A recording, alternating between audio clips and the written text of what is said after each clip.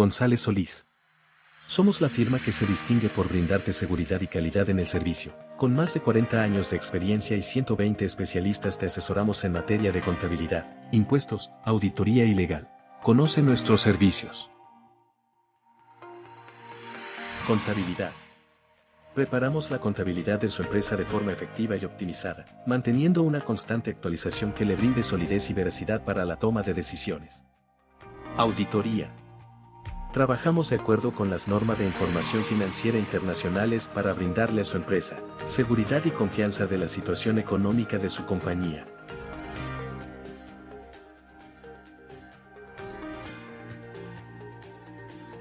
Impuestos.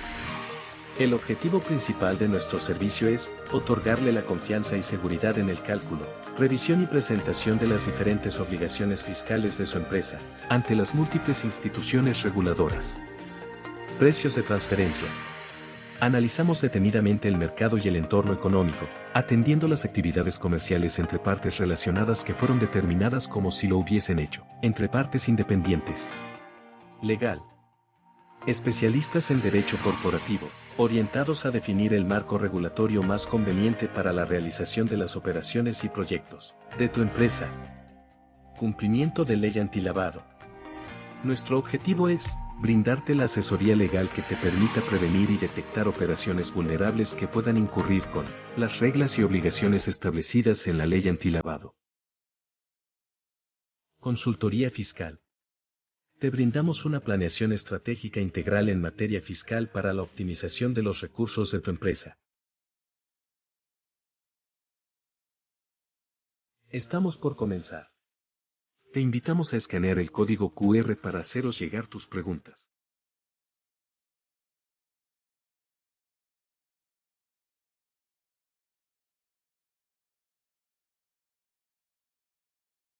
Webinar Implicaciones Fiscales para el año 2023. Hola, ¿qué tal? Muy buenos días. Mucho gusto, soy el contador Francisco Lucio. En nombre de los socios de la firma González Solís, les doy la más cordial bienvenida a este webinar. Muchas gracias por asistir a la invitación que les hemos hecho llegar. Nuestro objetivo de este webinar es comentarles los cambios relevantes que vienen para el ejercicio 2023. Vamos a ser un poco más específicos en la parte de los CFDI, que prácticamente son los cambios más fuertes que vienen para el 2023. En esta ocasión me acompaña la contadora Gabriela González, nuestra gerente del área de auditoría. Gaby, muy buenos días, bienvenida. Buenos días. También me acompaña el contador Jesús Garza, gerente del área de contabilidad. Jesús, muy buenos días. ¿Qué tal a todos? Buenos días. También me acompaña el contador Ricardo Cortinas, gerente del área de impuestos. Bueno, como ustedes saben, nuestro gobierno para este ejercicio 2023 ha comentado que no habrá nuevos impuestos. Ahora sí que en el paquete económico que el gobierno manda a través de la Secretaría de Hacienda al Congreso de los Diputados para que aprueben el presupuesto de egresos, pues tentativamente no prevé impuestos para este ejercicio 2023. Pero sí creemos que las autoridades van a tener una mayor fiscalización. ¿Por qué creemos eso? Nuestro gobierno está esperando recaudar 8 billones para este ejercicio 2023. La pregunta es, ¿cómo creen que va a recaudar esos 8 billones? Está prácticamente incrementando el presupuesto en un 13% en relación con el año anterior.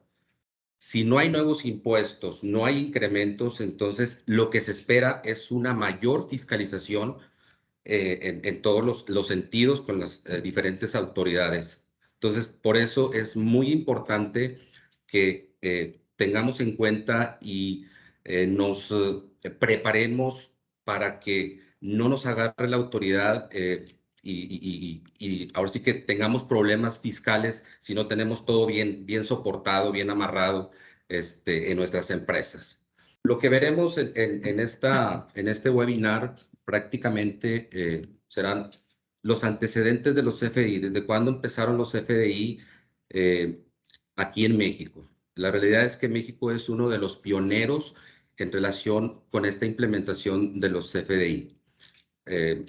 Por ahí estuve revisando un artículo, creo que Chile apenas está empezando a implementar los CFDI, entonces México, la OCDE lo está viendo de muy buenos, ahora sí que con muy buenos ojos y le está ahora sí que poniendo florecitas de que va muy bien en relación a este tema de la implementación del CFDI. Por eso el tema de los antecedentes. Los principales cambios que vienen para el 2023 en relación a la nueva versión 4.0 del CFDI.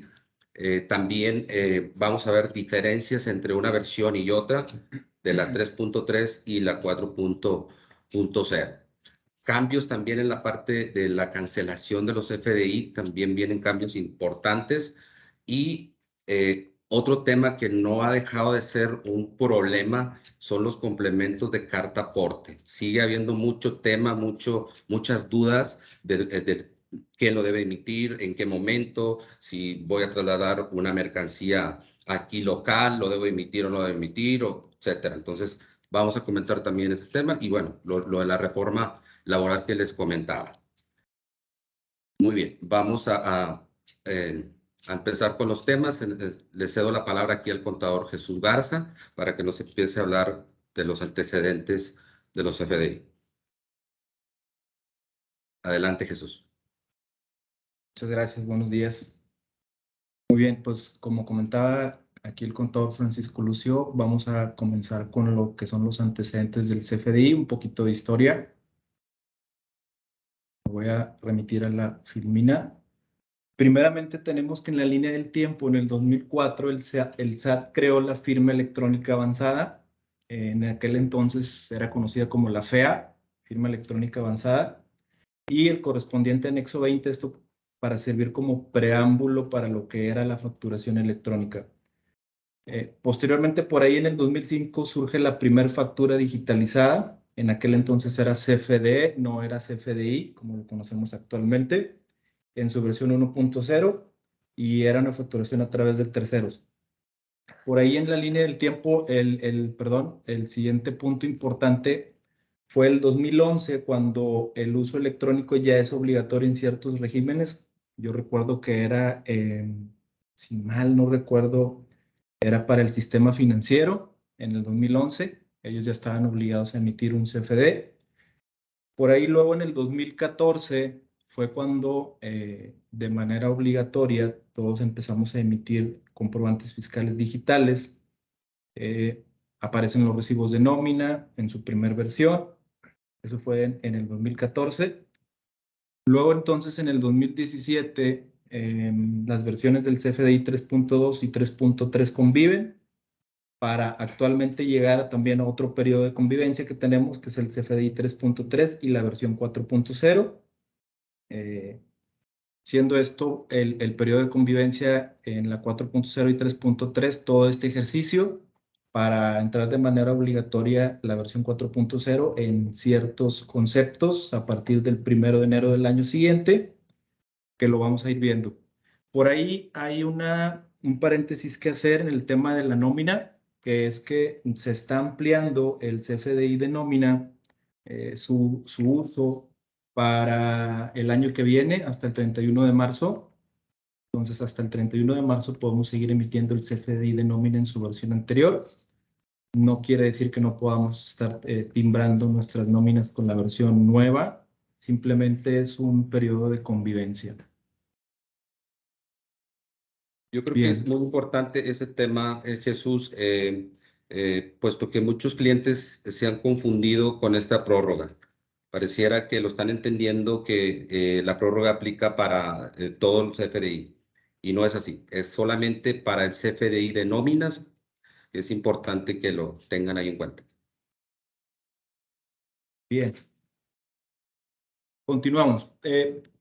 recordando un poquito el antecedente de lo que era un CFDI, esto es un comprobante fiscal digital por Internet. Es un documento legal que se tiene que apegar a las especificaciones del SAT y que en los 3 tiempos que más adelante vamos a ver en qué consisten esos 3 tiempos en la emisión y entrega al cliente de un CFDI, se tiene que hacer a través del SAT o a través de un proveedor autorizado de certificación como los que conocemos comúnmente.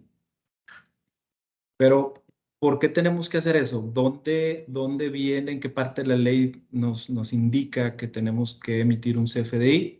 Pues bien, como todos tenemos ya conocimiento, el artículo 29 de Código es el artículo que nos obliga a emitir CFDIs. Y aquí sí quiero recalcar algo muy importante que desde mi punto de vista personal llamó la atención y que fue una reforma que se hizo este artículo a partir de este año. Hasta el año pasado, hasta el 31 de diciembre del 2021, este artículo estaba únicamente enfocado en lo que es el emisor del CFDI y decía de la siguiente manera: cuando las leyes fiscales establezcan la obligación de pedir comprobantes por los actos o actividades que se realicen, por los ingresos que se perciban o por las retenciones de contribuciones que se efectúen, los contribuyentes deberán emitirlos mediante documentos digitales a través de la página de internet del SAT. Hasta ahí las cosas, solamente está obligado el emisor a hacer la factura por cualquier tipo de actividad o ingresos que percibiera. A partir de este año, a mí me llama mucho la atención y sí quiero subrayar esa parte porque también está obligando a las personas que adquieran bienes, disfruten de su uso o goce temporal o reciban servicios, a que soliciten el comprobante fiscal digital por Internet. ¿Qué quiere decir esto? De que ya no únicamente es una obligación para el emisor, sino que yo como receptor de algún servicio, si estoy comprando algún bien, etcétera, estoy obligado por ley, en este caso el código, a solicitar el CFDI correspondiente. No sé si ahí quieras hacer alguna precisión, Lucio. Sí, en el tema, ya ves que la obligación de emitir los CFDI, pues obviamente es de los clientes. Sin embargo, sabemos de tiendas grandes que pues, regularmente te mandan a un portal a que tú realices prácticamente tu factura. El SAT últimamente ya no ha hecho ese tipo de verificaciones con los clientes, pero sí pudiera otra vez en el tema de la fiscalización que les comento que se va a detonar, volver con ese tipo de revisiones, ¿verdad? La obligación es tuya, cliente, y tú tienes que emitir el CFDI, tú tienes que emitírselo al cliente que te lo solicite, ¿verdad? No puedes tú mandarlo a un portal a que tú emitas. Digo, en teoría no puedes, pero la realidad es que lo están haciendo, pues ahora sí que las cadenas grandes. Entonces, ahí nomás para que lo tengamos en cuenta que la obligación sí es de nosotros como contribuyentes emitir los FDI.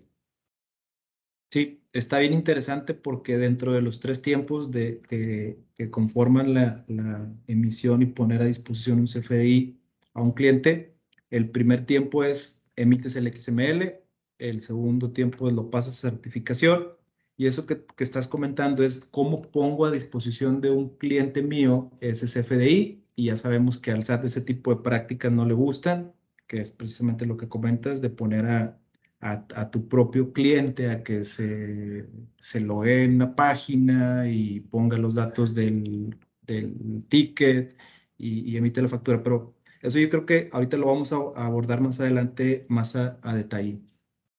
Bien, continúo. En el tema de facilidades, el SAT mediante reglas de carácter general podrá establecer facilidades administrativas para poder emitir estos comprobantes y el ejemplo más claro lo tenemos en lo que son las guías de llenado de lo que es el CFDI, el propio anexo 20, que si bien no son un fundamento legal, sí son precisiones que nos hace la autoridad para poder emitir los comprobantes. Digamos que nos está dando la autoridad ahí la pauta de cómo poder hacer dichos comprobantes, cómo hacer el llenado. El ejemplo más claro que se me viene a la mente es cómo llenar el comprobante de venta al público en general. Entonces aquí propiamente lo que nos está indicando esta filmina es que el propio SAT nos va a ir ayudando a llenar los comprobantes conforme a las disposiciones o a las características que ellos consideren. Muy bien. Bien, tenemos aquí la información de la estructura del CFDI, cuáles son las partes que conviven en la emisión de un CFDI o en una operación que ampare un CFDI. Tenemos primeramente lo que es el emisor. Este campo es requerido para expresar la información del contribuyente que emite el CFDI. El receptor, que este es un campo requerido para precisar la información del contribuyente que recibe la factura o se le efectúa la retención. Seguido tenemos lo que son el concepto. Aquí sí quisiera hacer un paréntesis y en el catálogo del SAT, catálogo de productos y servicios del SAT, son alrededor de 52,000 conceptos que vienen en ese catálogo. Pero sí es importante precisar que yo no estoy obligado a poner en mi factura el concepto tal cual viene en el catálogo del SAT. Simplemente es hacer hago mi propia descripción como empresa o como contribuyente y luego es anclar a esa descripción la que es equivalente en el catálogo del SAT, porque muchas veces en la práctica vemos que las empresas ponen tal cual el concepto del SAT, eso es incorrecto, no estamos obligados a ponerlo como viene el catálogo del SAT, simplemente es poner el equivalente, ¿no? Después por ahí tenemos el campo de los impuestos, que este es un campo requerido para capturar los impuestos que apliquen, IVA, IEPS, retenciones, etcétera. Luego viene el campo de los complementos, que por mencionar algunos ejemplos, aquí podemos decir la carta aporte, que ahorita está ese tema muy de moda. Otro complemento es comercio exterior, combustibles, por ahí algunos contribuyentes que tenemos y les aplican. Ese es otro campo requerido en la estructura del CFDI. Y finalmente viene por ahí lo que es la adenda, que aquí se puede incluir información adicional, que no es algo que obligatoriamente el SAT nos pida, pero por ejemplo, clientes que trabajan con cadenas grandes como Home Depot, Soriana, etcétera, sí se les requiere por parte de sus clientes que se ponga algún tipo de documento o algún tipo de información, a lo cual conocemos como adenda. No sé si vamos bien hasta ahí. Tenemos una pregunta, Jesús, aquí de parte de la audiencia. Va en relación a lo que comentábamos hace un momento, en lo que viene siendo la emisión de los CFDI. Nos preguntan, ¿en algunos establecimientos limitan la emisión de los CFDI a un monto mínimo de compra o consumo de 100 pesos? ¿Esto está establecido en el Código Fiscal de la Federación? Propiamente en código no, en una regla miscelánea sí, y ese es el monto que se establece como un monto mínimo para emitir un CFDI. Sin embargo, lo que yo considero es que como contador lo que yo recomendaría es nunca negar un CFDI porque luego el mecanismo que utilizan las empresas o los contribuyentes es ponen una queja en el SAT, me mandan a mí un correo y me están poniendo en el aparador como un contribuyente que hace prácticas fiscales indebidas, que es la no emisión de un CFDI. Aquí la premisa es no negarle a nadie una factura. Ahorita vamos a entrar en el tema de los tiempos. Hablado nuevamente de lo que son los 3 tiempos, que es la emisión del XML, pasar a la certificación y 3, poner a disposición. Nos vamos a encontrar con prácticas que es de que llega un cliente con un ticket de hace un mes y me pide la factura. Yo la verdad es que no recomiendo que se le niegue. Ahí hay que establecer mecanismos para poder no duplicar esa operación. Pero sí está en la correcto. En miscelánea viene el monto mínimo como 100 pesos. Perfecto. Muy bien. Bueno, bien, continuamos. Tipo de relación del CFDI. Aquí tenemos 7 tipos de relaciones en CFDI. Vamos a ver cada una de ellas. La nota de crédito de los documentos relacionados, que esto aplica para el CFDI de ingreso y egreso. Nota de débito de los documentos relacionados, que igualmente aplica para ingreso y egreso. Devolución de mercancía para el tipo de CFDI de ingreso y traslado. Sustitución, y ahorita vamos a ver ese tema cuando entremos en cancelación para todos los tipos del CFDI. Traslados de mercancía facturados previamente, aplica para CFDI de ingreso y egreso. Para las mercancías que ya deban de estar facturadas. Factura generada por los traslados previos sirve para señalar que el CFDI de egresos o de ingresos está aplicando a un CFDI de traslado anterior concreto. Y por anticipo, que ahorita también vamos a entrar un poquito ahí en el tema, o un mucho, sirve para un CFDI de ingreso y egreso, puesto que se trata de la recepción de anticipos, que también está muy trillada esa situación de los anticipos, porque en la práctica lo utilizan mucho, pero pues ya sabemos que las características de un anticipo son muy exactas por parte de la autoridad, pero indebidamente se utiliza por parte de las empresas. No sé si vamos bien hasta ahí. Muy bien, Jesús. Tenemos ahora los tipos de CFDI, que son 6. Ingreso, que son facturas de ventas. Egreso, que son notas de crédito aplicables a las primeras. Traslado, que son para efectos del traslado de mercancías con su correspondiente complemento de carta aporte, si así fuera el caso. El CRP, que es el complemento de recepción de pago. Ahorita vamos a entrar un poquito también en ese tema. Lo que es la cuestión de la nómina y retenciones que se efectúen, ya sea a contribuyentes en territorio nacional o hacia pagos al extranjero. Son los 6 tipos de CFDIs que tenemos. No estoy entrando en tema de complementos porque ahí sí es bastante extenso, pero hablando de las operaciones que pueden costar en un CFDI, son estas 6.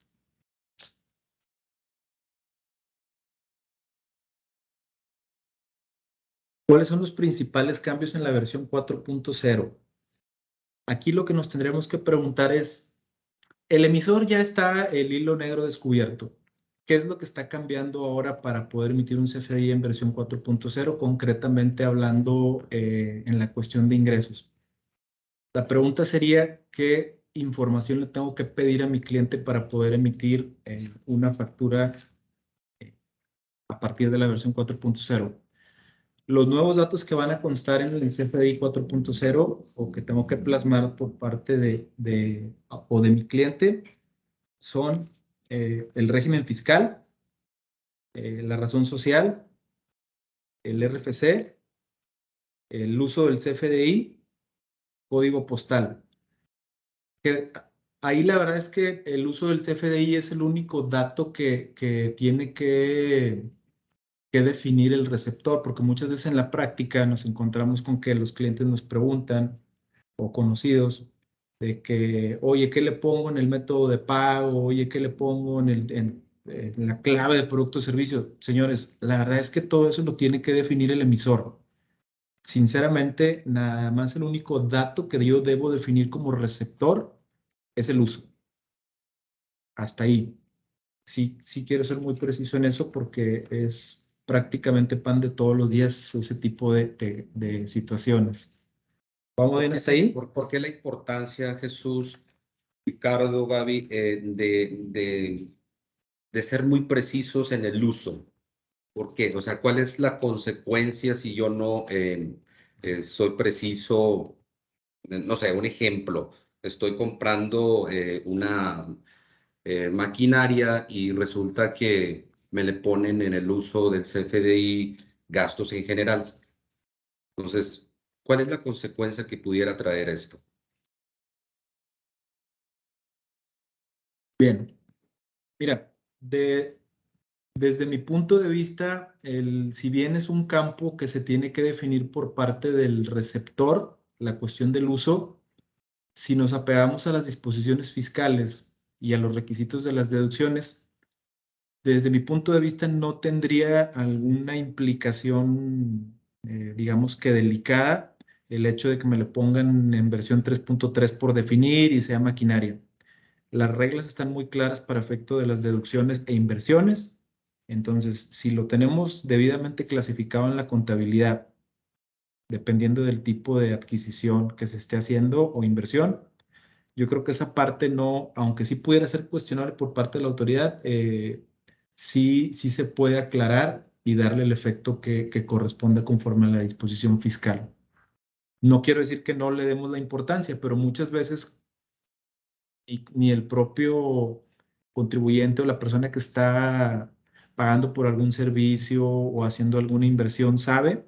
Tan es así que en la versión 3.3, si mal no recuerdo, todavía está el tema de por definir. Y ya tú lo clasificarás debidamente en contabilidad y le darás el efecto fiscal que corresponda, ¿no? Correcto. Muy bien. Muy bien. Entonces aquí continuamos. Entrando al tema de complemento de recepción de pago. Aquí tenemos una actualización en el CRP. El complemento de recepción de pago se actualiza a su versión 2.0. Esto viene a traer cambios relativos a los impuestos a nivel concepto, previendo también nuevas reglas de validación y nuevos catálogos que ahorita vamos a entrar más a detalle. Sí precisar que su emisión debe de ser a más tardar al 5º día natural siguiente del mes donde se realizó el pago para poder emitir este complemento. Que dicho sea de paso, esto es lo que da pie a las invitaciones masivas del SAT, porque siempre traemos, o es muy común traer en la práctica un diferimiento entre el tema del pago y la emisión de la factura. ¿Cuántas veces vemos que por facilidad le ponemos pago en una sola exhibición al método de pago? Y si viene la fecha de pago en un mes, el robot del SAT lo suma en ese mes, yo lo cargo conforme a la disposición fiscal al mes siguiente, que es cuando se tuvo el flujo, y luego vienen esas invitaciones masivas del SAT que ya todos conocemos, ¿no? Pero bueno, yo creo que eso es lo más relevante en cuanto al CRP. No sé si tengan alguna duda. Jesús, tenemos aquí una pregunta acerca del CFDI, constancia de dividendos. No se entiende del todo la pregunta, pero así tal cual la pusieron. Quiero suponer eh, que la duda es si se emite un CFDI por un pago de dividendos. Absolutamente, se tiene que emitir un CFDI o se puede emitir un CFDI por el pago de dividendos y tenemos como plazo a más tardar el mes de enero del año siguiente del año en que se pagaron los dividendos. Es decir, yo puedo cuantificar los dividendos que se pagaron en 2022 y emitir un CFDI a más tardar en el mes de enero del 2023, donde consten los pagos que le realicé a cada accionista por concepto de dividendos.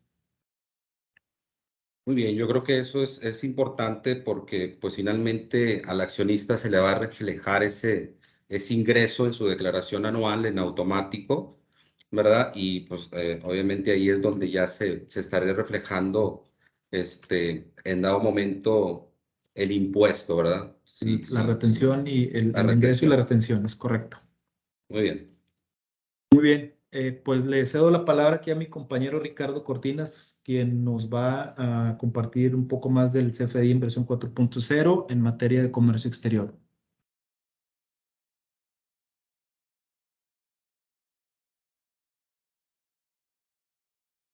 Gracias, contador. Buenos días, Ricardo, adelante.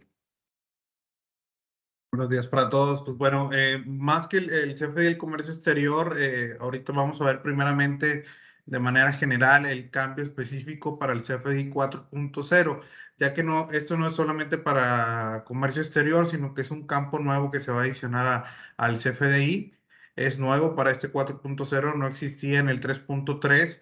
Y lo que tenemos que informar es si la operación que estamos realizando, si esta factura de ingresos que estamos timbrando, es una exportación definitiva, temporal, o si no es una exportación, pues tendríamos que utilizar la clave no aplica, ¿verdad?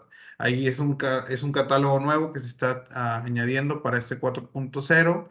Aplica para todos, como los comento, porque es un nuevo campo en el CFDI, entonces hay que tener mucho cuidado con este llenado, ¿verdad?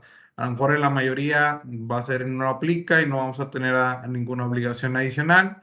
En el caso de que sea un CFDI de exportación, pues ya vamos a tener que proceder a timbrar adicionalmente el complemento de pago, adicionarle el complemento, perdón, del comercio exterior, ¿sí? Que es el que se marca a continuación, ¿no? Los campos principales que va a llevar este complemento del comercio exterior va a ser que identifiquemos la operación, si es una exportación definitiva o temporal, esto de las empresas que tienen permiso de IMEX.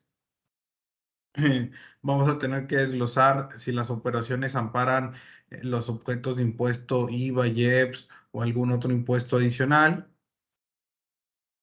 Vamos a tener que incorporar la periodicidad en el caso de que sea una operación temporal.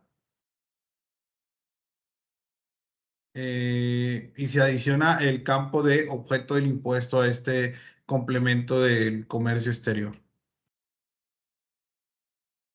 Como les comentaba, es un campo nuevo para este CFDI 4.0, nos aplica a todos el llenado de este campo específico y solamente si hay una exportación es donde ya vamos a tener que adicionar el complemento a comercio exterior.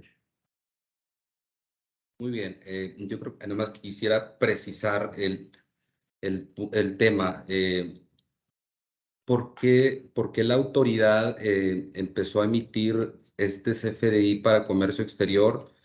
Básicamente es porque muchas compañías le estaban por ahí metiendo gol, como luego dicen, en cuanto al retorno de esa mercancía que pasaban temporalmente a México y ya no la regresaban. Entonces, la autoridad lo que quiere es tenerlos más controlados y por eso está emitiendo este CFDI. Quiere saber si la mercancía es temporal o es definitiva. De esa manera, pues obviamente va a saber y va a tener el control de esa mercancía si ya salió o si todavía está en el país. Ese básicamente es el objetivo que buscó la autoridad para poner este nuevo CFDI. Correcto. De ahí continuamos con el tema de las notas de crédito. Esto no es una reforma para 2023, esto ya está vigente de 2022. Hemos detectado que algunas compañías no están todavía muy informadas sobre esta reforma que hubo en el Código Fiscal, que prácticamente lo que nos está estableciendo es que en el caso de que no tengamos el soporte documental o la justificación para emitir una nota de crédito, que recordemos que esas notas de crédito están tipificadas como deducciones para las compañías, pues no vamos a poder aplicar esa deducción, ¿sí? Es muy importante que consideremos el correcto timbrado de estas notas de crédito para qué efecto le vamos a dar, qué uso le tenemos que dar y que tengamos el soporte, ¿no? Si es una devolución, pues debería de existir una entrada de mercancía donde nos estén devolviendo el producto. Si es un descuento, pues a lo mejor hay un descuento por pronto pago, por alguna convenio que se hizo con el cliente, ¿sí? Tenemos que tenerlo justificado, porque pues ahí es una deducción que estamos aplicando que la autoridad podría rechazar en dado caso de que no esté debidamente soportada. Actualmente, pues estos son los supuestos en los que se debe de timbrar una nota de crédito: devolución, descuento, bonificación, o en el caso de los anticipos de clientes, pues que ya sabemos que existe un procedimiento completo de cómo se debe de cancelar estos anticipos de clientes vía una nota de crédito. Existe una regla en la resolución miscelánea que nos permite inclusive estas notas de crédito disminuirlas de los pagos provisionales y todo el soporte. Entonces, esos son los supuestos en los que se puede emitir una nota de crédito o un CFDI tipo egreso. Sabemos que muchas empresas, por la práctica que han tenido en los últimos años, es que se utilizan estas notas de crédito para cancelar facturas. Yo no quiero regresar, no quiero hacer el tema de cancelar la factura en base al procedimiento, que tengo que pedirle permiso al cliente, que tengo que esperarme los 3 días, si acepta, no acepta, qué tipo de cancelación le voy a poner. Mejor haz una nota de crédito, nos quitamos de broncas. Entonces, eso es lo que la autoridad como que no ve de manera correcta que se haga. Y por eso esa reforma en el Código Fiscal, donde te está diciendo, si no tienes una justificación, un soporte, pues prácticamente no te voy a permitir deducir esa nota de crédito y pues vas a generar ahí una utilidad mayor para la compañía. Sí, es muy importante, Ricardo, ahí nada más. Otro de los cambios fuertes que hubo para este ejercicio 2022 es en cuanto al tema de la acumulación del ingreso. Antes se neteaba este tipo de notas en los ingresos y pues por ende pagabas menos impuestos. ¿Qué Sí, puedes claro. comentar en ese punto? Sí, claro, fue un cambio que pues empezamos a ver ahí con muchos de ustedes a partir del mes de enero, ¿no? Que se empezó a utilizar el nuevo aplicativo del SAT para el pago del impuesto sobre la renta para personas morales, donde observamos que ya la autoridad estaba acumulando el total de la facturación como un ingreso acumulable y sobre eso nos pedía prácticamente el pago provisional.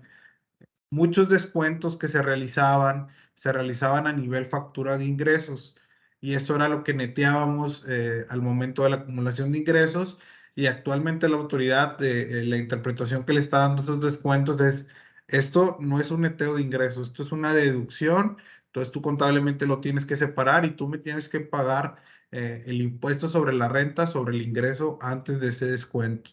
Al ver financieros con ustedes, mes a mes ya hemos visto, detectado esos incrementos tan importantes que hemos tenido al tener que desglosar ahora estos descuentos en esas partidas, ¿verdad? Pero es muy importante que lo hagamos de esa manera porque, pues, como ya comentaron, pues el robot del SAT ya lo está haciendo en automático, está jalando toda esta información de los comprobantes fiscales. Entonces, si no lo hacemos de esa manera, pues lo que vamos a tener más adelante van a ser invitaciones de inconsistencias en las declaraciones de ingresos. Muy bien, los invitamos a que nos hagan sus preguntas por medio del chat o si gustan aquí, nada, levantar la mano aquí por la plataforma, con todo gusto los podemos abrir el micrófono y pueden exponer sus preguntas. Adelante, Ricardo.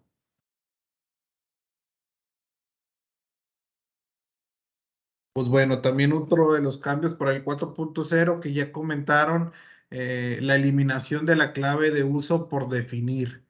Eso ya no lo vamos a poder utilizar para 2023. En la clave vamos a tener que decirle a nuestro emisor qué es el uso que le vamos a dar al comprobante, si es un gasto general, si es una adquisición de mercancías, como bien comentaban ahorita. Las implicaciones de que no lo hagamos, pues la autoridad podría rechazar la deducción y el acreditamiento del comprobante fiscal al estar mal llenado la factura, ¿no? Por haber aplicado un uso indistinto. Esa es como que la principal inconsistencia que podríamos tener, o la principal contingencia que tendríamos al no definir claramente el uso que le vamos a dar al comprobante. También, pues es claro que por decir, como comentaban ahorita, oye, ¿qué pasa si yo adquiero una mercancía y le pongo gastos en general? Pues tal vez el robot del SAT lo va a detectar en automático como un gasto y no como un inventario que está próximo a costearse en un costo de ventas, ¿no? Entonces, imaginemos que son gastos generales, que son mantenimientos de equipos de cómputos o equipos menores y nos lo facturan como equipo de cómputo, pues el robot del SAT tal vez lo va a detectar como que eso no es un gasto a aplicarse en el ejercicio y podríamos tener ahí una inconsistencia ante la autoridad.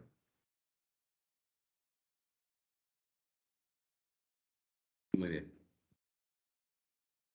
Como ya comentaban, de los principales cambios para el CFDI 4.0 es que pues ya tenemos que darle mucha información al emisor del comprobante. Si nosotros estamos solicitando un CFDI, pues prácticamente lo que le tenemos que entregar es la constancia de situación fiscal para que él pueda validar el RFC, el nombre completo de la persona física o de la empresa, el correcto código postal del domicilio fiscal que tiene dado de alta la empresa, el régimen fiscal en el que está tributando, general, coordinados, personal física de arrendamiento, el distinto régimen que vaya a tributar para que haga el correcto llenado, ¿verdad?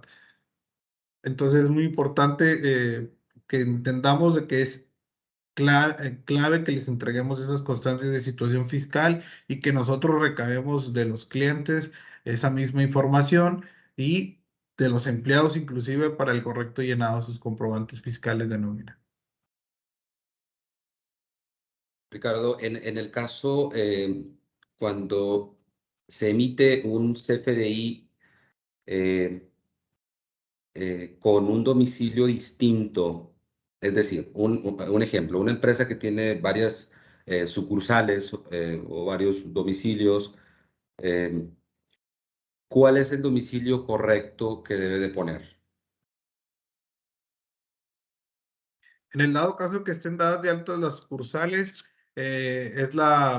aplicaría el código postal de la sucursal a la que se le está vendiendo. No estoy bien la pregunta, si el cliente o sea, yo como emisor o como receptor.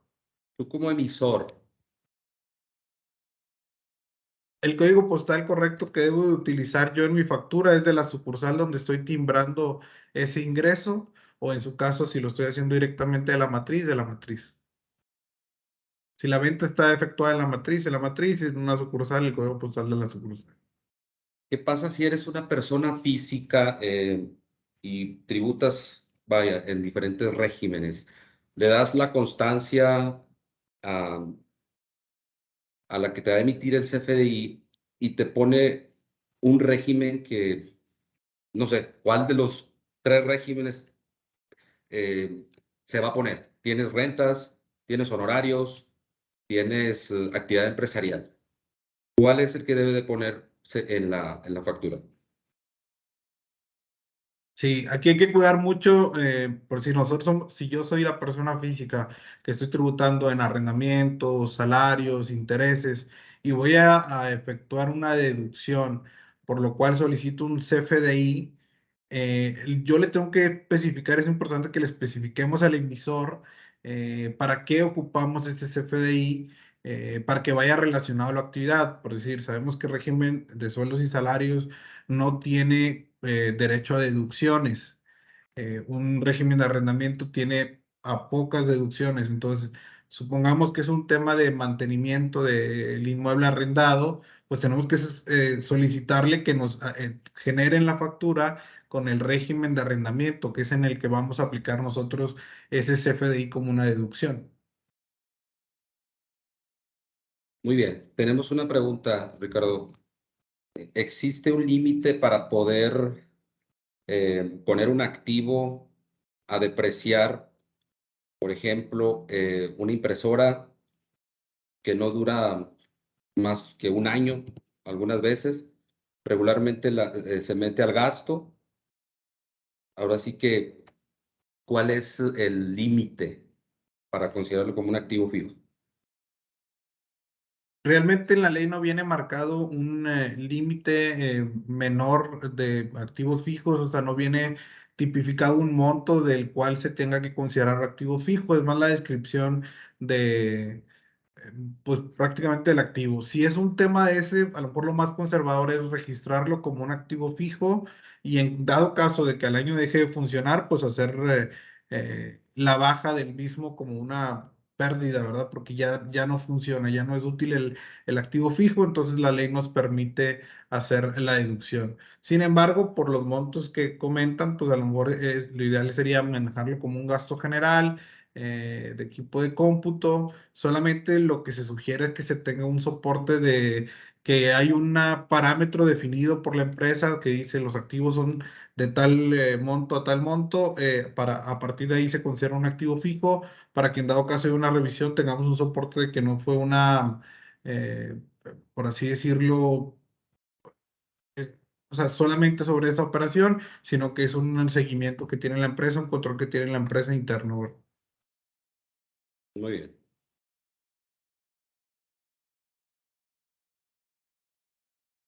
Y bueno, aquí ya vemos un resumen general de lo que hemos comentado hasta ahorita del CFDI 3.3 y 4.0 con los principales cambios, ¿no? Sabemos que para el CFDI 3.3 el único dato obligatorio era el RFC y ahora para el 4.0 pues es necesario el nombre completo, la razón social, el domicilio de el que va a recibir y del que va a emitir. Entonces, ese es uno de los principales cambios, ¿no? En el 3.3 solo se incluía el régimen del emisor, ahora es necesario que se haga el tema de la exportación. En el tema del uso de por definir, pues estaba abierto para el CFDI 3.3, para el 4.0 ya no va a ser posible, que era lo que comentábamos que es importante se le defina al emisor desde un inicio. En el campo objeto del impuesto, esto no era un campo necesario para el 3.3, para el 4.0 es necesario adicionar si la operación es objeto de impuesto. El campo que también comentábamos de exportación, que no estaba en el 3.3 y ahora en el 4.0, pues es necesario definir si aplica si es una exportación, si es una exportación temporal o definitiva. Y el campo información global que también se está añadiendo para este 4.0, donde pues tenemos que decir la periodicidad de esa facturación. Sabemos que para facturas con el público en general, pues tenemos ahí una facilidad para timbrarlas de manera diaria, semanal o mensual, o hasta en su caso bimestral para los contribuyentes que todavía se apegaron al RIF y que todavía están tributando en ese régimen. Ricardo, ¿hubo cambio aquí en la parte de los días para emitir los comprobantes? Los comprobantes fiscales como tal, no. Tenemos 24 horas para emitir el CFDI cuando se genera alguna operación, 72 horas para totales, ya con las 48 que tiene el proveedor de certificación para realizar la validación del mismo. Y lo que sí se modificó fue el tema de los complementos de pago, que sabíamos que teníamos hasta el día 10 para la emisión de los mismos y se recortó a partir de 2022 para el día 5.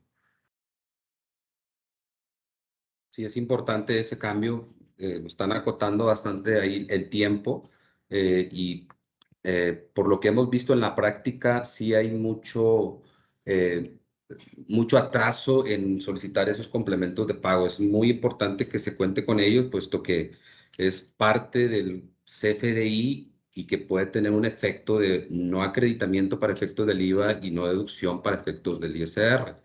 Por eso sí es muy recomendable que estén muy atentos ahí con estos complementos. Bueno, vamos a pasar en la parte de la nómina. Aquí nos va a apoyar la contadora Gabriela. Adelante, Gaby. Gracias. Buenos días a todos. Voy a hablar del tema de lo que es la nómina. Aquí hacemos énfasis en lo que es el CFDI de nómina, el comprobante fiscal digital de la nómina. Vamos aquí a mencionar que pues continúa el deber emitirlo por parte de la empresa. En este caso es el comprobante del pago a cada uno de sus trabajadores o empleados, y el cual debe de realizarse por el tema de sueldos, de salarios o asimilados a salarios. En este caso el CFDI de nómina es del tipo un CFDI de egresos, se considera una factura de egresos, y se debe de incorporar asimismo su complemento del pago de la nómina. Okay. De acuerdo a la regla 2.7.5.1 de la resolución de miscelánea fiscal, nos establece ahora la fecha de expedición y entrega de los CFDI de todas las remuneraciones cubiertas a los trabajadores. Aquí nos hace énfasis ahora y nos señala que los contribuyentes podrán expedir todos sus CFDI por las remuneraciones que cubran a sus trabajadores, a sus empleados, antes de la realización de los pagos correspondientes en función a sus números de empleados, que de hecho ahí adelante vamos a ver un cuadro por cantidad de empleados que tienen los contribuyentes. Ahora nos establecen que los contribuyentes que realicen sus pagos por estas remuneraciones, tanto a sus trabajadores como asimilados a salarios, en periodos menores a un mes, lo van a poder emitir a cada trabajador en un solo CFDI de manera mensual. Ahora nos incorporan también el tema de homologar la fecha de expedición del formato de fecha, de acuerdo al anexo 20. Nos establece ahí a manera de 4 dígitos lo que es el año, a 2 dígitos mes y el día. Asimismo, nos eliminan todas las validaciones de la versión y la forma de pago para el emisor. Nos están dando la incorporación de validaciones por proveedores distintos de certificaciones de CFDI y nos incluyen ahora de manera obligatoria, que de hecho ya ahorita también lo comentaba por ahí Jesús, el nombre y domicilio fiscal del emisor como del receptor, que esto ya nos, tanto en CFDI de nómina, de ingresos, ya lo ha venido señalando la autoridad. Tenemos que, fue una tarea ahí de recaudar por parte de RH lo que fue los domicilios de los empleados, etcétera. Todo lo que fue su domicilio y código postal. Yo creo que sí es muy importante ese punto porque la autoridad pues, ha dado esa prórroga para conseguir lo que viene siendo el RFC o la constancia de los trabajadores. Todavía hay mucho tema. La ex titular del SAT decía que ellos no estaban pidiendo esa constancia. Sin embargo, pues es un requisito que viene dentro del nuevo CFDI de nóminas. Entonces, sí o sí se tiene que tener esa constancia fiscal del trabajador. La recomendación aquí es, al momento de que ustedes contraten a un trabajador, soliciten ese documento para que después no anden batallando en recaudar esa información. Luego después viene la consecuencia que si no tenemos este dato, por ende está incorrecto este recibo, por ende también sería una nómina no deducible. O sea, ese es el efecto que tendría el no tener el llenado correcto de estos comprobantes fiscales de nóminas. Sí, de hecho, ahí más adelante de la presentación se menciona que el SAT otorgó una prórroga, pero de antemano, pues ahorita les estamos haciendo énfasis, nos están dando así como que mayor plazo para poder recabar toda la información y pues de hecho esto también trajo ahí mucha saturación en lo que son las citas en el SAT.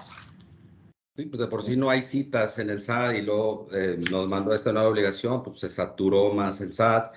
Entonces, pues ahorita todavía está el problema ahí con esto de las citas. Lo que tengo entendido es que el SAT está cambiando de proveedor,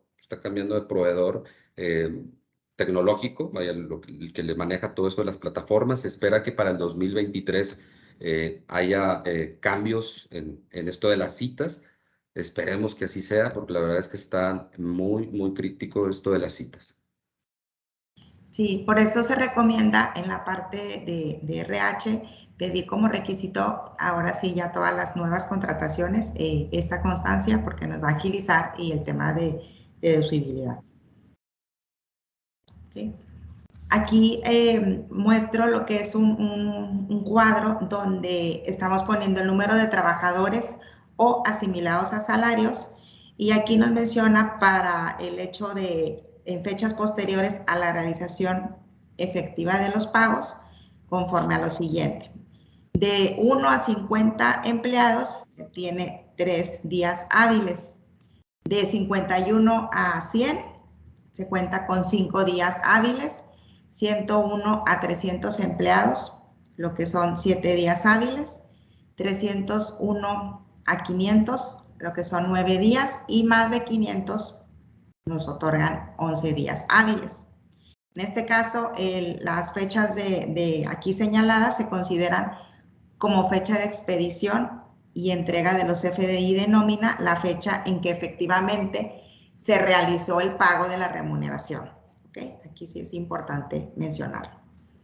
Gaby, tenemos una pregunta. Dice, muchos trabajadores que nos proporcionaron sus constancias no son los domicilios ni donde viven. Muchos son el primer trabajo que tuvieron. La empresa es ajena a este dato y luego uno debe poner que viene en la constancia sin importar que su domicilio es inclusive en otra ciudad. ¿Qué debemos hacer ahí, Gaby? ¿cuál es la recomendación? Pues ahí la recomendación actual es, vaya, como ahorita todavía tenemos ahí la prórroga que nos otorgó el SAT, pues se recomienda que en cuanto aún no nos haga llegar el empleado su domicilio actual o que no se actualice, pues tendremos que seguir capturando el domicilio con el que está dado de alta. Entonces, por eso también es parte de la implicación que el SAT nos dio ahí una prórroga. Muy bien, pero finalmente sí es importante que si traen esta situación, alguno de sus empleados que no coincidan los domicilios, sí es importante que hagan esa actualización, el cambio de domicilio. Ahora sí que tienen que hacer el cambio de domicilio donde viven, ¿verdad? Para que ya Sí. coincida esto de la constancia, pues con sus datos reales. Sí, de hecho, con sus contraseñas se puede hacer vía internet, o sea, el hecho ahí de saturar citas, etcétera. También se puede ingresar y actualizar sus datos. Ahí nada más es cuestión ahí parte de labor entre recursos humanos y lo que son los empleados, ya obteniendo ya su contraseña. Muy bien, pero de momento que se ponga el domicilio que venga en la constancia como tal y después que hagan el cambio. Por lo pronto, en lo que ya tenemos ahora sí la fecha obligada, que sería a partir del 1 de abril del 23. Jesús, ¿tienes algún comentario? Sí, perdón. Mira, en la práctica nos hemos topado mucho con esa situación. Sinceramente, yo no conozco, a reserva de que alguien aquí presente me corrija, una disposición que diga que el pago de nómina que estoy timbrando no es deducible por el hecho de que el domicilio fiscal que corresponde a ese código postal de mi trabajador no es el actualizado. Aquí lo que recomendaría un servidor es, tú tímbralo con el domicilio fiscal que tenga en este momento, porque tú como patrón no eres responsable de tener actualizada la situación fiscal de tus empleados. ¿A dónde iríamos a dar por empleado? El otro tema que nos está tocando mucho vivir en la práctica es que si bien nosotros también de manera bien intencionada, hasta desde mi punto de vista ingenua o inocente, estuvimos haciendo la indicación de que de aquí en adelante cuando vayas a contratar a alguien, como si fueras tipo Ternium, es obligatoria la constancia de situación fiscal, si no, no entras. Lo que nos dicen las empresas en la práctica es, lo que ocupo es que se pongan a jalar.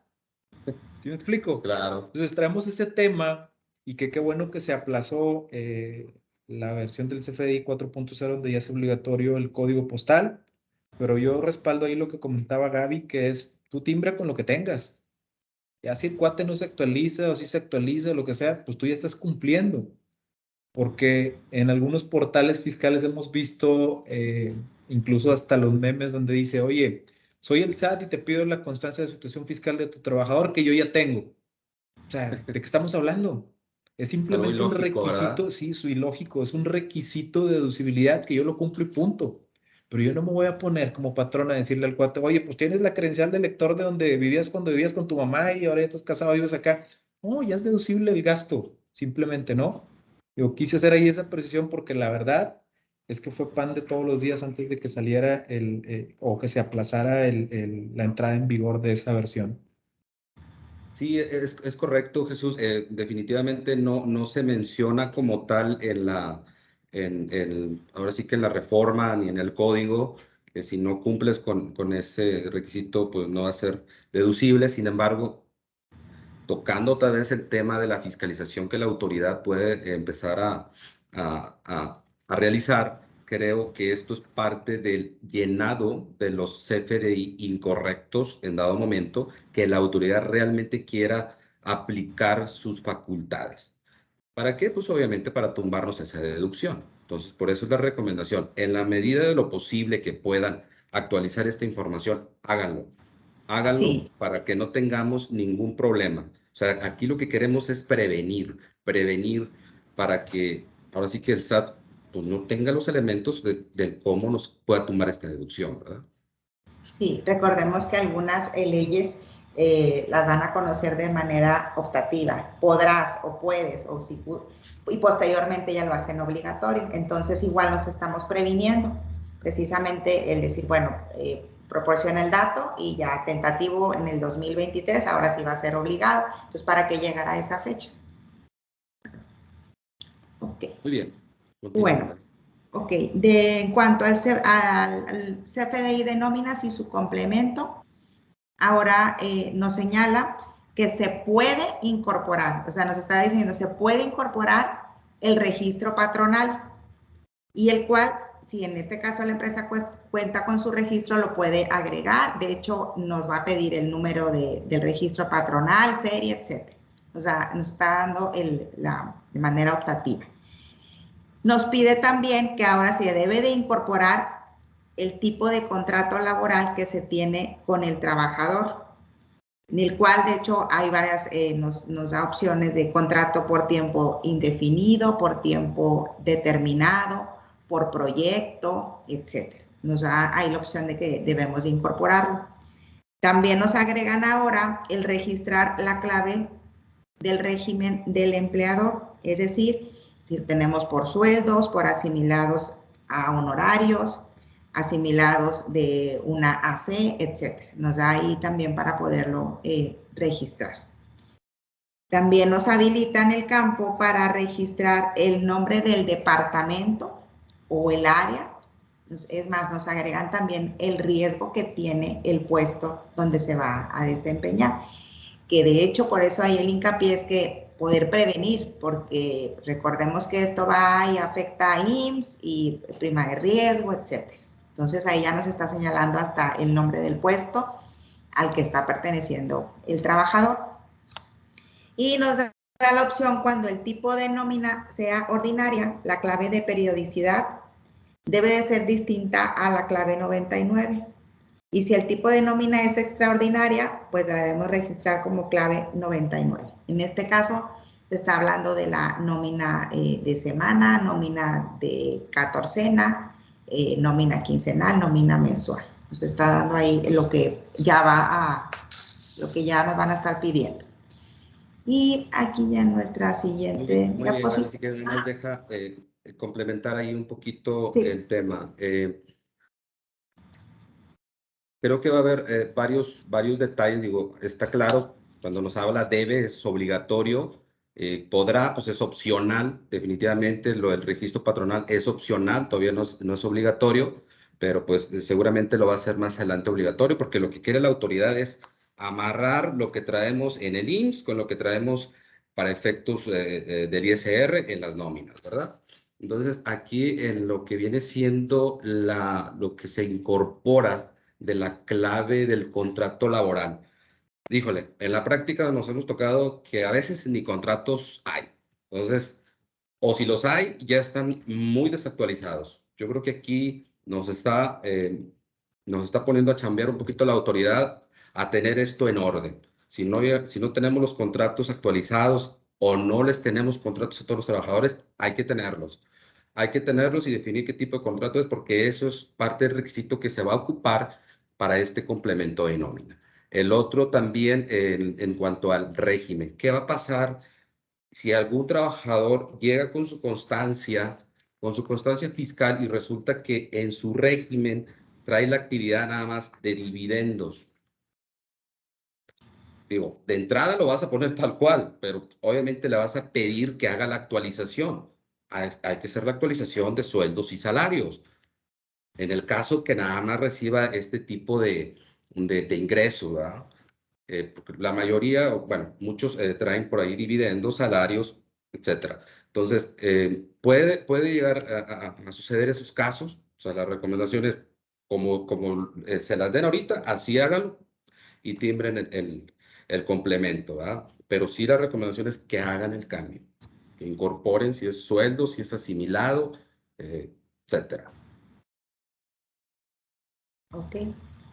Adelante. Y pues ahora sí ya la prórroga, se aplaza ahora sí el CFDI de nómina en versión 4.0 hasta 2023. Es decir, nos dan hasta el 31 de marzo del 2023 para poder todavía recabar información, como bien lo comenta el contador Lucio, poder conseguir contratos, si no están, realizarlos, etc. Entonces, con esta prórroga, pues ahí todavía tenemos oportunidad.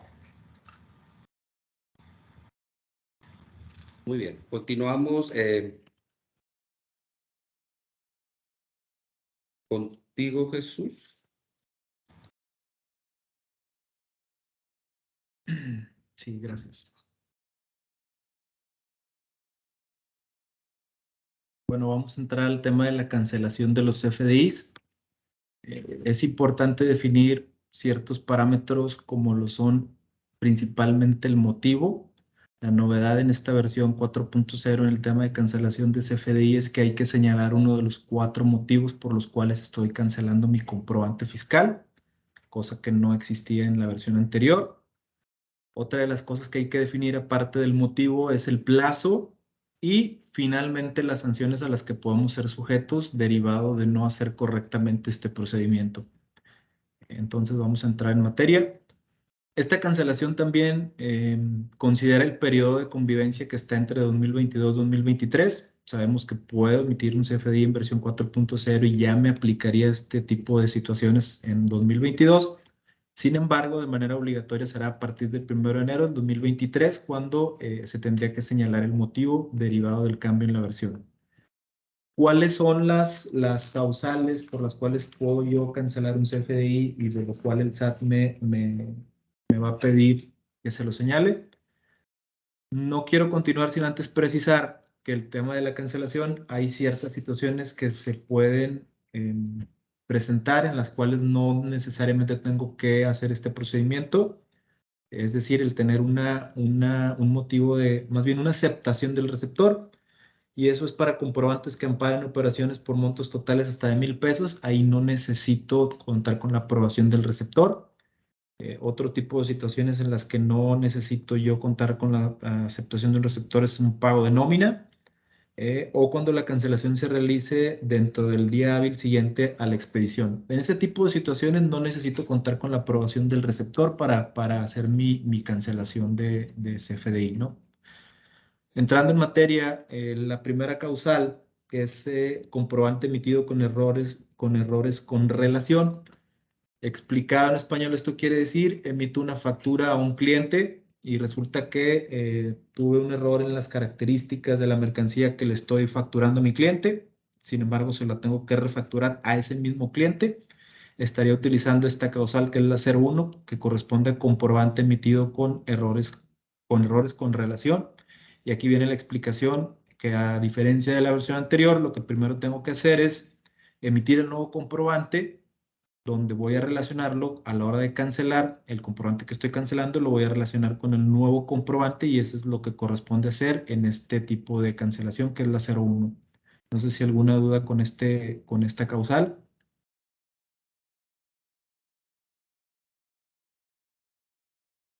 ¿Algún Bien. otro ejemplo, Jesús, que pudiera surgir en esta primer causal? Digo, mencionaste lo de la mercancía, que es... Puede ser la mercancía, puede ser el precio, puede ser... La premisa es que esté relacionado con el mismo cliente. Muy bien. ¿Ok? La 02, comprobante emitido con errores sin relación. Exactamente la misma situación que planteaba en la causal 01, pero suponiendo que esta mercancía yo se la tenía que facturar a Gaby, pero resulta que se la facturé a Ricardo, correspondería a este tipo de causal, que es la 02, donde voy a emitir un nuevo comprobante y cuando cancele el que le hice inicialmente al cliente que no era, no necesariamente le toque o no le correspondería relacionarlo porque no tiene nada que ver una factura con la otra. Este sería el tipo 02. Aquí regularmente yo creo que la más común que pudiera suceder es me equivoqué en el RFC, ¿no? Sí. Me equivoqué en el RFC y definitivamente no tiene nada que ver este RFC con el que debía haber emitido y por eso no hay una relación de este CFDI. Así es. Así es. Bien. Muy bien. La Jesús, número... tenemos una pregunta, Jesús. A ver. ¿Cómo es un complemento de pago de recibos de nómina? ¿Cómo es un complemento de pago de recibo de nómina? Ah, caray, no me suena un complemento de pago de recibo de nómina. No entendí bien la Ricardo, pregunta. Así tal cual, te lo estoy comentando como lo pusieron. ¿Cómo es un complemento de pago de recibos de nómina?